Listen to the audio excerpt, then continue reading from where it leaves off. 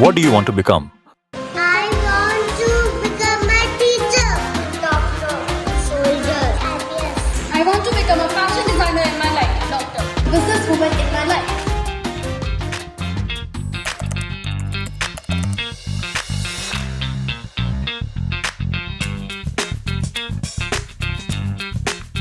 In our school, every child is given the opportunity to find their direction.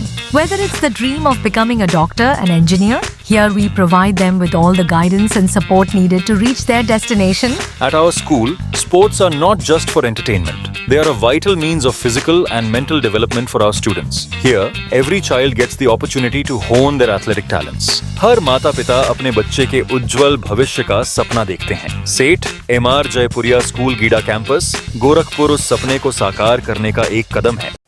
नमस्कार, आप देख रहे हैं एफिडेविट लाइव। मैं हूं दीक्षा। अब तक की प्रमुख गतिविधियों पे आइए डालते हैं एक नजर। रामगढ़ताल के पानी की खराब हो रही गुणवत्ता और बढ़ती सिल्ट की मात्रा के साथ साथ ताल के कुछ हिस्सों को गर्मी से पहले सूखने पर क्षेत्रीय प्रदूषण अधिकारी ने व्यक्त की चिंता। वर्तमान परिवेश में संयुक्त परिवार के बिखराव की स्थिति विकसित हो रही है। परिवार के बुजुर्गों और वरिष्ठ सदस्यों के अकेलेपन को दूर करने के लिए नगर निगम ने शहर में स्थापित की है day care senior citizen centre. अखिल भारतीय मध्याह्न भोजन रसोइया महासंघ ने अपनी 7 सूत्री मांगों को लेकर रानी लक्ष्मीबाई पार्क में किया धरना प्रदर्शन। और सैयद मोदी रेलवे स्टेडियम में आज से 3 दिवसीय स्पोर्ट खेल प्रतियोगिता का महाप्रबंधक पूर्वोत्तर रेलवे ने मशाल जलाकर और गुब्बारा उड़ाकर किया शुभारंभ। पूर्वोत्तर रेलवे के 104 राष्ट्रीय और अंतर्राष्ट्रीय खेलों में प्रतिभाग करने वाले खिलाड़ियों को किया गया सम्मानित। और अब गतिविधियां विस्तार से। रामगढ़ताल के पानी की गुणवत्ता दिन ब दिन खराब होती जा रही है। ताल में पानी की ठहराव भी कम हो रहा है, इसमें सिल्ट की मात्रा बढ़ती जा रही है। गर्मी से पहले ही ताल के किनारे का कुछ हिस्सा सूखने लगा है। इस संबंध में क्षेत्रीय प्रदूषण अधिकारी इंजीनियर देव कुमार गुप्ता का कहना है कि यहाँ का पानी चलायमान है।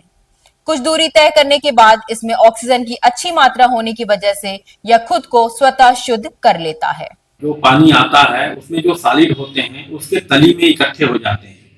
तो वर्तमान समय में काफी मात्रा में रामगढ़ताल की तली में स्लज जो कि मलबे के रूप में है या उसको गाद के रूप में हम कह सकते हैं, वो इकट्ठा हुआ है और जल निगम के द्वारा उसकी सफाई का कार्य किया जा रहा है। काफी मात्रा में निकाली जा चुकी है और जो शेष उसमें गाद बची हुई है उसको निकालने के लिए उसके यहाँ कार्रवाई की जा रही है।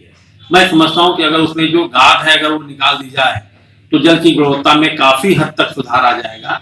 और इन बिटवीन हम लोग भी प्रयास कर रहे हैं कि जो उसमें जितने भी अनट्रीटेड इफ्लुएंट आ रहे हैं, चाहे वो सीवेज के रूप में हो या कार वॉशिंग या शहर से निकलने वाले किसी तरह का जो पानी है उसको ट्रैप करके और सीवेज ट्रीटमेंट प्लांट के थ्रू ही उसमें डाला जाए, ताकि आने वाले समय में ये रामगढ़ताल का पानी काफी स्वच्छ रहे।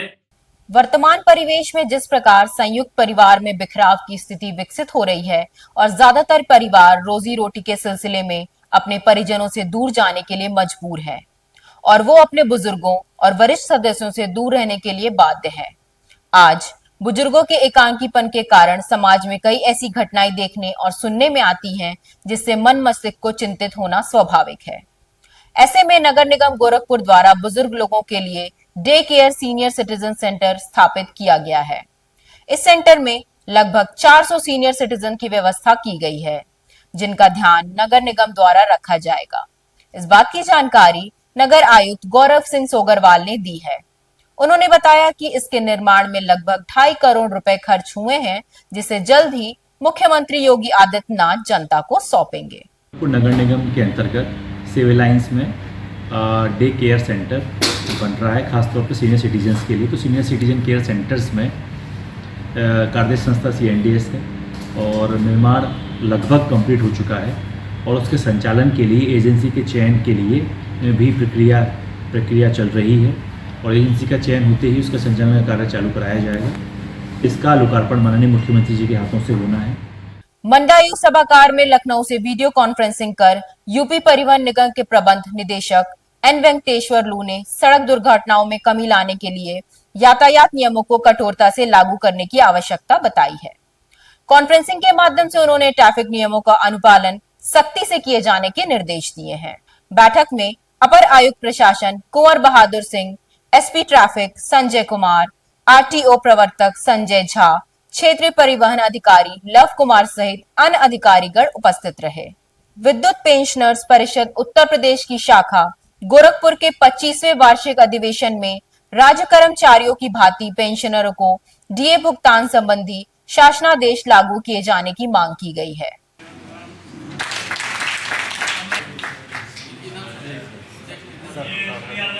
इस संबंध में परिषद के जिला अध्यक्ष टीएन वर्मा ने कहा कि विभिन्न समस्याओं के समाधान के लिए आज का आयोजन किया जा रहा है।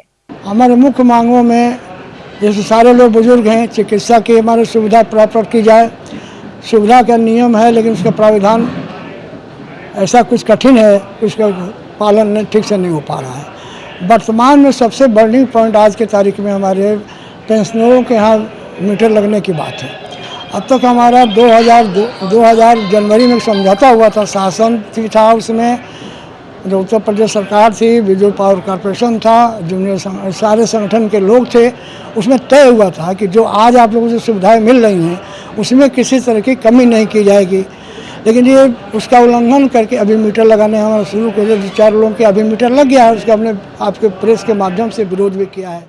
ग्रामीण विकास मंत्रालय द्वारा जनपद में आयोजित कार्यशाला के माध्यम से आगामी 25 मार्च को प्रधानमंत्री सड़क योजना, दीनदयाल उपाध्याय ग्राम उदय मिशन, SRLM और प्रधानमंत्री आवास योजना के संबंध में विभिन्न विभागों को सार्थक परिणाम प्राप्त कराने के लिए प्रशिक्षित किया जाएगा। इस संबंध में विकास भवन के CDO की अध्यक्षता में एक बैठक का आयोजन किया गया, जिसमें विभिन्न स्टॉल्स और व्यवस्थाओं पर चर्चा की गई। गैंग बनाकर गो तस्करी करने वाले गिरोह के 4 सदस्यों को गैंगस्टर एक्ट के तहत गिरफ्तार कर कार्रवाई की गई। इस बात की जानकारी SP नॉर्थ जितेंद्र श्रीवास्तव ने मीडिया कर्मियों को दी है।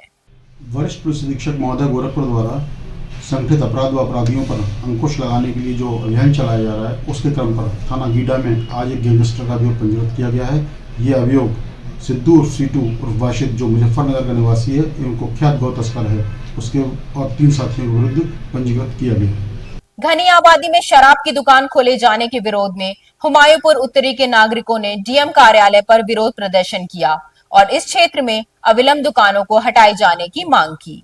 हमारे यहाँ दारू की दुकान नई खुल रही है जिसका आवंटन हुआ है और पुरानी दुकान बंद हो गई है। नई दुकान एकदम चौराहे पे गोरखनाथ वाले मेन रोड पे जो हड़ावा फाटक से आता है और हुमायूंपुर जगेसर पास चौराहे से होकर गोरखनाथ की तरफ निकलता है, वहाँ देसी दारू भट्टी खुल रहा है। माननीय मुख्यमंत्री के यहाँ एप्लीकेशन दे दिया, गोरखनाथ थाने को एप्लीकेशन दे दिया, CDO साहब को एप्लीकेशन दे दिया। अब इसके बाद अगर जरूरत पड़ेगी तो कप्तान साहब और आबकारी के डिप्टी को घेरा जाएगा। अखिल भारतीय मध्याह्न भोजन रसोइया महासंघ द्वारा 7 सूत्री मांगों को लेकर रानी लक्ष्मीबाई पार्क में धरना प्रदर्शन किया गया। जिला अध्यक्ष सुरेंद्र नाथ गौतम ने 11 महीने कार्य करने के बाद मात्र 10 माह का वेतन दिए जाने पर घोर आपत्ति जताते हुए कहा कि रसोइयों की मांग अविलंब पूरी की जाए।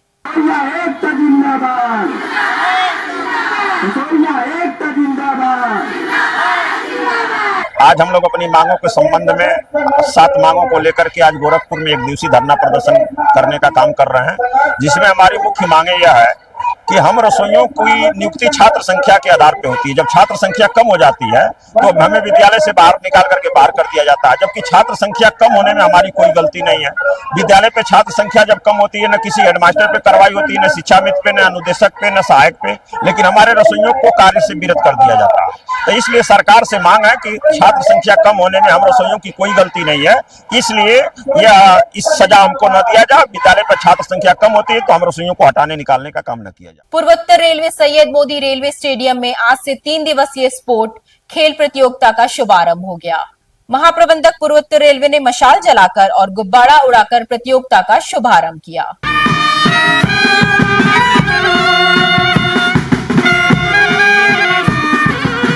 इस अवसर पर पूर्वोत्तर रेलवे के 104 राष्ट्रीय और अंतर्राष्ट्रीय खेलों में प्रतिभाग करने वाले खिलाड़ियों को सम्मानित भी किया गया। इन्हें दिया जाता है। सुश्री सृष्टि अग्रवाल आयोजन है जो कि एक अवसर देता है पूरे जोन के तीनों डिवीज़न और मुख्यालय को कि उनके अधिकारी एक स्पोर्ट्स की प्रतियोगिताओं में भाग लें और जो अपने कार्य करते करते जो थोड़ा सा एक अलग चेंज हो जाता है उनके लिए। ये 3 दिन का आयोजन है और हमें उम्मीद है कि जो सबसे अच्छी टीम है, जो कहते हैं मे द बेस्ट टीम विन। आज के लिए बस इतना ही। देखते रहिए एफएडेविट लाइव। धन्यवाद।